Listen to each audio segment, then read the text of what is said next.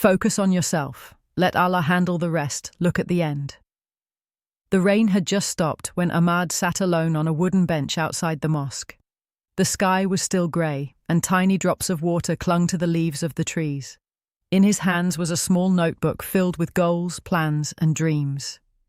Every page carried a list of things he wanted to achieve, but almost every goal had one word written beside it. Delayed. He had worked hard for years. He applied for jobs that never called back.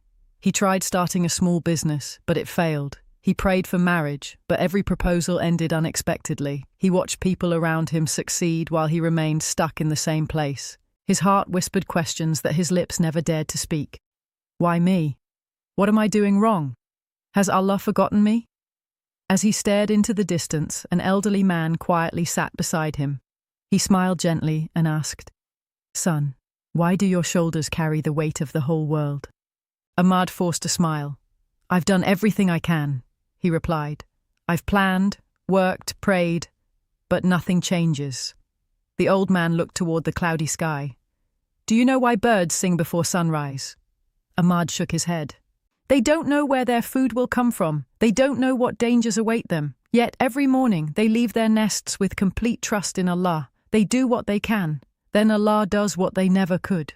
Those words settled deeply inside Ahmad's heart. The old man continued, "Many people confuse effort with control. Allah commands us to strive, but He never promised us control over the results." Ahmad remained silent. That evening he opened the Qur'an and read the verse, "And whoever puts his trust in Allah, then He is sufficient for him." Qur'an 65:3. For the first time in years, he realized something powerful. He had been trying to control every outcome. He prayed, but then worried. He worked, but then panicked. He trusted Allah, but only until things became difficult. That night, he made a sincere dua. "Ya Allah, I will keep doing my part. The rest belongs to you." The next morning, nothing magical happened. No phone calls, no unexpected money, no miracle. But something inside Ahmad had changed. Instead of constantly checking whether life was improving, he focused on improving himself.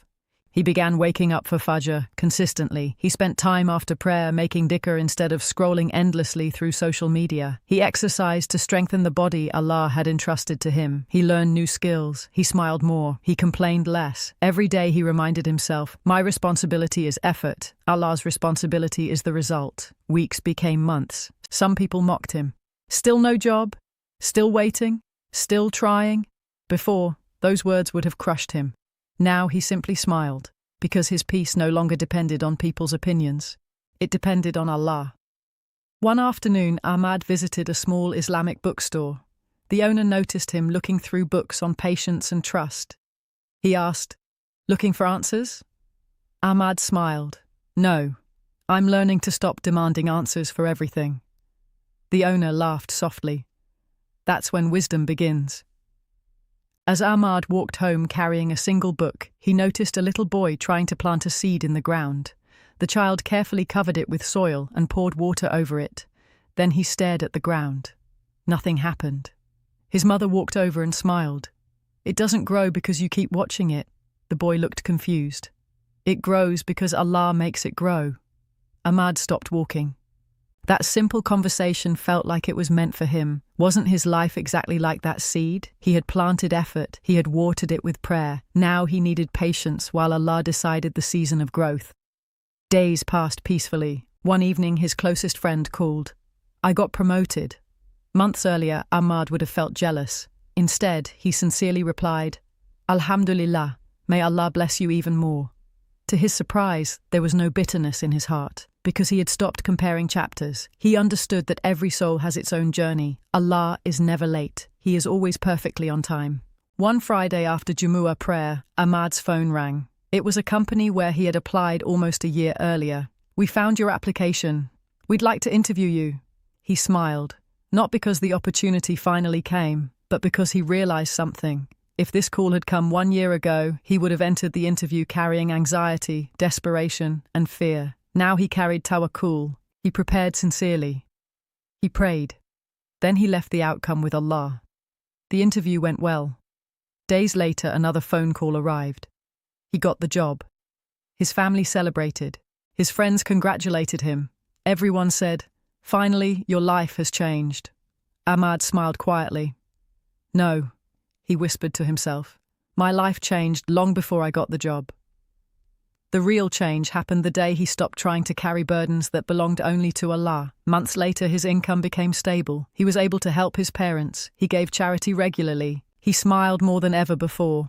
People often asked him, "What's your secret?" He always answered the same way. I stopped chasing what only Allah controls. One evening, he returned to the same bench outside the mosque where his journey had begun. The rain had fallen again. The trees looked greener than before. Children laughed as they ran through puddles. He remembered the hopeless young man who once sat there believing everything depended on him. How exhausting that life had been. Then he remembered the words of the elderly man. Do what you can, leave what you can't to Allah. He never saw that old man again.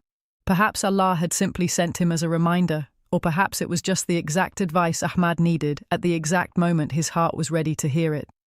As the sun slowly disappeared behind the horizon, Ahmad raised his hands toward the sky.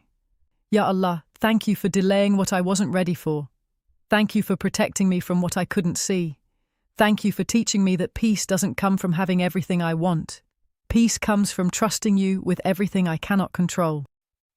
Life would still bring challenges. There would still be difficult days, unanswered questions, and unexpected tests. But Ahmad had discovered a truth that no hardship could ever steal. When you focus on becoming the person Allah wants you to be, you stop exhausting yourself trying to control every detail of life. You pray sincerely. You work honestly. You improve yourself daily. You treat people kindly. You stay patient.